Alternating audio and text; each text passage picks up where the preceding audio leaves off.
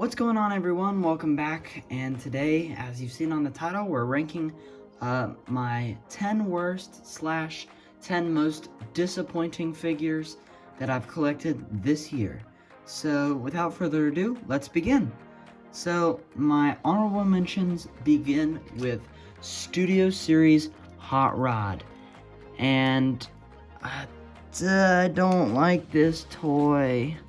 He's not fun, he's not posable, he's kibble heavy, the joint tolerances are terrible, the transformations not fun, the colors were wrong, and his proportions are whack. He doesn't look that right. Now granted, it's a completely, it's a great upgrade over the original toy, but even then, people are tagging this as the best Studio Series Deluxe we've ever gotten? No, not even close. Not even close, guys. This figure's not good. Another figure, or I guess two figures, is because they kind of went together, are Animated Jetfire and Jetstorm. Listen, I still like these toys, which is why they're in the honorable mentions. I think Jetfire is kind of carrying the load here because Jetstorm's not really doing it for me. The head sculpt is, but everything else isn't. Yeah, I think these were the earliest culprits of being made entirely of clear plastic. If you want to learn more about that, go check out my review of the figure. But geez, guys, these guys really scare me, and I can't believe I even grabbed them out. I don't want to break them because they look really good and they're unique and they're cool. The plastic quality on the regular plastic feels good, but it's just the integral parts are made of clear plastic, which is why they made it onto the honorable mentions.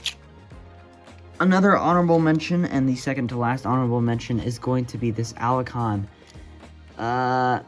He's just not that good. He's not fun. His transformation, 2 out of 10. His articulation, 2 out of 10. The robot mode, boring but accurate, I guess. I don't know. I've always wanted the molds just to have a version of this character in the collection, but I guess I was just a little bit underwhelmed. And finally, to be honest, this should really be number 10, but Road Rocket is just not fun. The transformation's not fun. The robot mode, while it does look good, is not 100% accurate. It's just not the best figure, and the mold itself has been reused so many times. And don't even get me started on Laser Cycle. Ew, ew, ew. She looks like he looks like he peed his pants. Like, what? Alright, coming in at number 10. This one might shock a few of you, but it's the Fallen. If you've seen my every figure I got in 2023 video, then you know why I don't like this figure. It's just an action figure. It's a glorified action figure.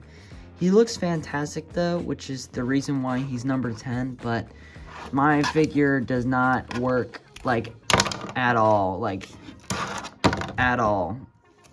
Pain. Why?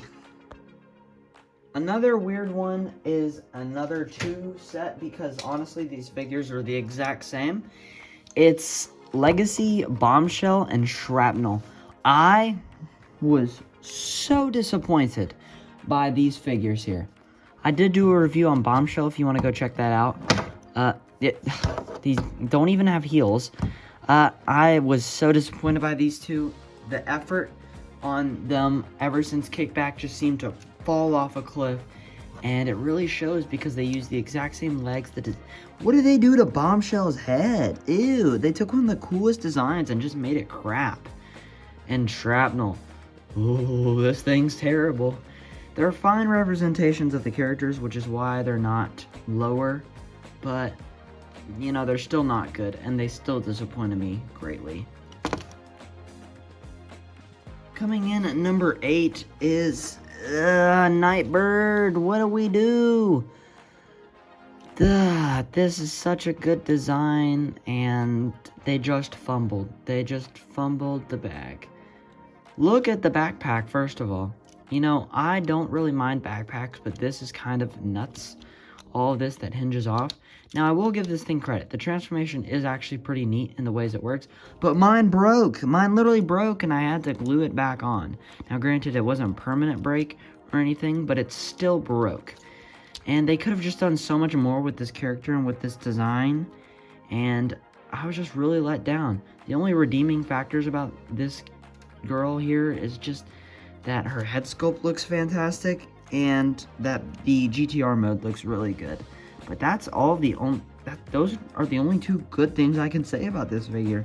Otherwise, it's just kind of bad. These three. It's number 7, and it's the Legacy Beast Wars repaints. I'm super happy to have each and every one of these molds, but they're not good. Scorponok, I can't even get, or I guess Sandstorm, I can't even get the waist to tab in without the chest doing this. It's stupid, and I don't like that, but otherwise he looks cool. These figures can't stand up. This chest doesn't tab in. I can't figure out for the life of me why, and the bug legs are clashy. Otherwise, I guess the figure's fine. And Nightprowler's not bad. He just doesn't have heels, which means he likes to fall over. Oh, okay, never mind. He stood up. Nightprowler is really the best figure of this set, I guess you can call it. But the one thing about Nightprowler that these guys don't is the colors. Oh my gosh, why is he gray? Like, paintless gray and yellow. That's like the worst color combination outside of brown and pink. Oh yeah, you knew he was gonna be on the list. Everybody's got this guy on their lists. It's really a subjective decision with this figure. Now look at that. This doesn't even like to stay like this. Apparently this is how he's supposed to be in the stock photos. But no, this has to be like this. That makes him at least tolerable. I do really like the look of this guy. And his design is great. But the figure looks absolutely nothing like the CGI model. Like, let's be honest here, guys. This doesn't really look like Mirage. And the Porsche mode is great. If I could get it to tab in the back, the transformation's fine up until that very last step, and we're not even including the fact that this thing is brittle. I mean, he's Mirage. He's the best character from Rise of the Beast, without a doubt. I think everybody can agree with me on that. Gosh. But he just, for the best character, I feel like I think this figure just needs another try. But there are a few good things about this figure, like the paint, the alt mode, and a few other things. Coming in at number 5, yeah, we're at the halfway point here, guys. This thing has one fatal flaw. He looks awesome. The deco's awesome. The little gimmick with the tiny guns, honestly, they probably shouldn't have bothered, because that's that's pathetic. Yeah, this.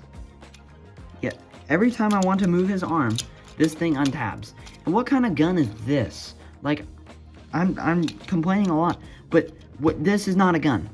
Like, you can't be serious when you tell me this is a gun. And then you plug it onto the front, and it kind of doesn't work as far as a bumper. I do like that you can change this guy's look up, but he's floppy too. Like, why? The quality on this figure is just so close to being at least fine, at least passable. Just the only reason why this guy's still in my collection is because his colors look awesome, and that's the only reason why he's not lower on the list. Now, if you're a longtime viewer of the channel, you know I despise this figure. I have not picked this figure up in so long. This figure came with one of these missing. I seem to have lost the other one, but it's probably in storage with the rest of my accessories. I reached out to Hasbro. They responded once.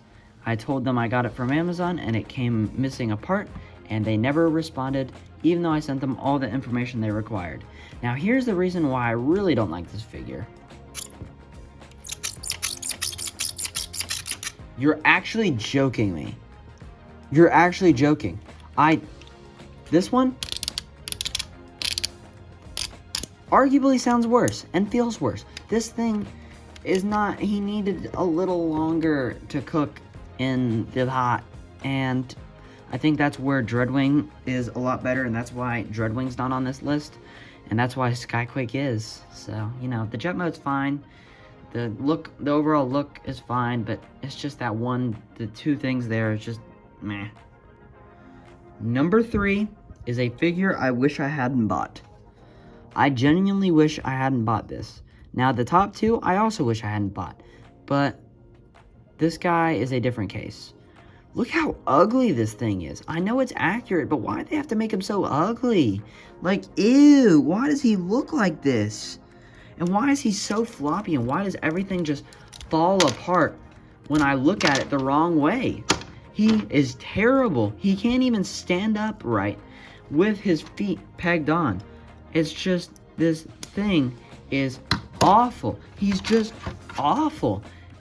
And he doesn't even do anything. I get he doesn't transform in the movie, but that's a sorry excuse for him to have only one step where you just flip this out, you flip the cannon out, and Bob's your uncle. So, you know. Before we get to the top 2, I do want to talk about Scalpel here. This is a figure that I do regret buying, but just because he's really unique, he didn't make it on this list. That is one of his biggest issues. You just saw it in real time, but it's so cool, the thing that he turns into. And I really like having him because I feel like not a lot of people know about this figure, and I feel like it's something that I have that's unique to my collection, and that's why he didn't make this list. But I think he did deserve a shout out as being kind of terrible. But I like him. He's a good kind of terrible. Now this figure, ooh, I regret buying this figure. Also, side note, I really want the Armada version of this. I don't know why, because this figure's terrible, but Cybertron Blur. Alright, first of all, look at the backpack. Look at that. What is this? This entire part is just straight up backpack. What is that? Also, he has clear plastic parts, integral parts to his articulation. This could just snap off. The hip skirt could just snap off. These joints here could just snap off at any given point. And he just looks goofy too. Look at him. He looks... Why Blur look like this? The only redeeming factor of this figure, and the only reason why he's number 2, is that his car mode looks awesome, and he has a cool little feature where the car can fly, and, you know, it's cool. It's nice. But you know what's not nice? Oh my gosh, I want to throw these across the room so bad. You guys might be like, oh, Stellaris, why would you put this at number 1 as the worst figure? Shouldn't it be Gamer Barricade? Well, I haven't opened Gamer Barricade yet, so that might affect it. I also really like Gamer Barricade's design, so maybe I'll like him. I don't know. He could be on this list, and if he is, then I will say something about it later or in the unboxing video or something. But back to these figures. Who decided to make the most low-effort pieces of junk of all time? I'm not even kidding when I say these things don't even transform. Like, I'm looking at this figure, his head spins around, and this happens. That's it. This guy, he actually does a little more. His nose cone flips forward, his legs fold in, and the wings fold out. That's it. And he looks awful doing it. And both of the alt modes are terrible, and they're not good. And the worst part is that they sold this for $30. Or at least somewhere close to that. I'm not quite sure the exact amount, but I know it was $25 to $30 for these two pieces of crap. I would not even pay core class for these. If you know what, they did a great job in enticing me to want these figures, and I bought them, thinking that, oh, the design looks cool. Maybe that means I should buy them. But no, don't buy these, please. They're not good. They're not good. I don't like these at all. And that's why they are number 1, is because they're just not good. And they're not fun. And they're not interesting. They serve no purpose at all. So, hope you guys enjoyed this video. I don't like making negative videos, but with that being said, see you guys in the next one. Bye.